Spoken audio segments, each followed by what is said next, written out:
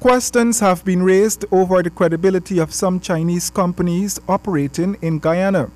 Those companies and others that have expressed interest in Guyana have allegedly ripped off other countries tremendously, particularly in Asia and Africa.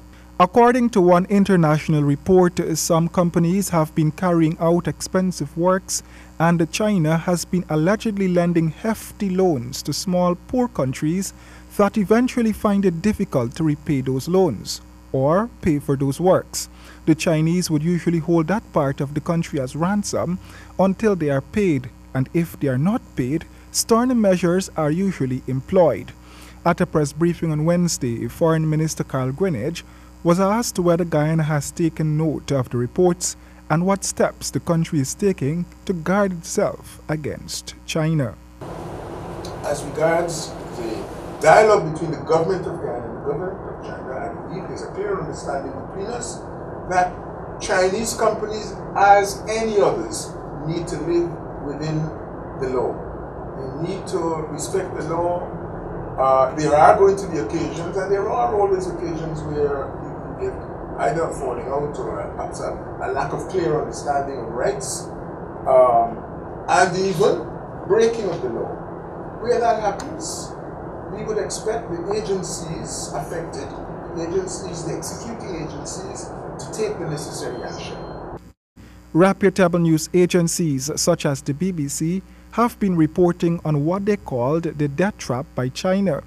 The BBC told of how the Matala Rajapaksa International Airport in Sri Lanka is a perfect example of that trap, which was built by Chinese company China Harbour Engineering.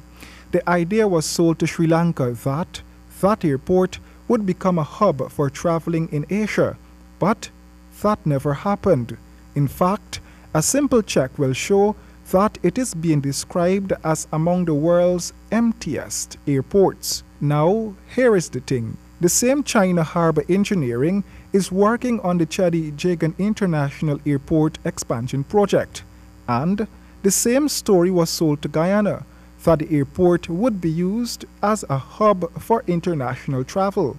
Mr. Greenidge noted that relevant agencies will have to work overtime to ensure that Guyana is not shortchanged. There's going to be ongoing work for the GRA, for example, and others to carry out, and we would expect them to carry out their work. I think we've said that in the past, that all companies, private companies, have to adhere to, well, not only private companies, but insofar as we deal with private company, they have to respect the laws as we would have to do if we're in any other territory.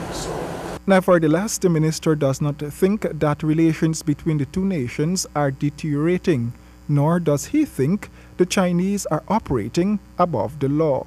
But I don't perceive at this point in time that you have the type of problem that we were encountering in, let us say, 2013, 2014, 2015, which I was making reference to. I believe that is behind us. Royd and James, HGP Nightly News.